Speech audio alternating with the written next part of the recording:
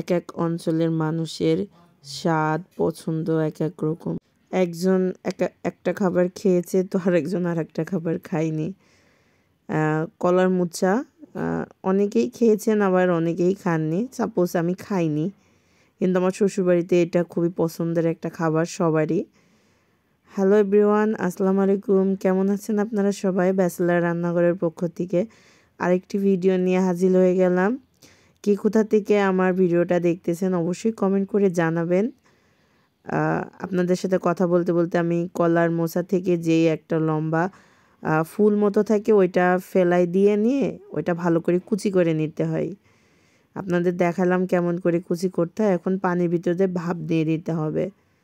ভাপ আসলে কলাতে অনেক কষ থেকে, এটা সবাই জানেন কলার কষ, এই জন্য একটু ভাপ দিয়ে নিয়ে নিতে হবে।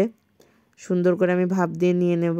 আসলে এটা ভাপ দিয়ে যে কোনো নর্মাল ভাজির মতোই আমি পেঁয়াজ রসুন কাঁচামরিচ আস্ত করে কেটে নিয়ে আমি এটা ভালো করে একটু ভেজে নেব।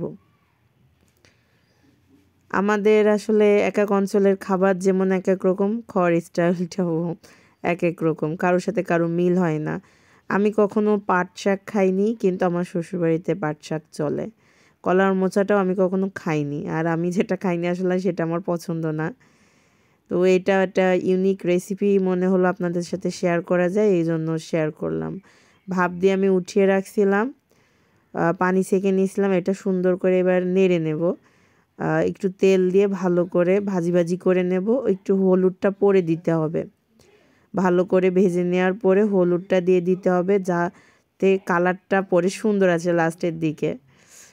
কখনো রান্না করে দেখবেন অনেক মজার। আগে কখনো কেউ খেয়েছেন নাকি অবশ্যই কমেন্ট করে জানাবেন। এই যে আমি পরিমাণ মতো হলুদ দিয়ে দিলাম।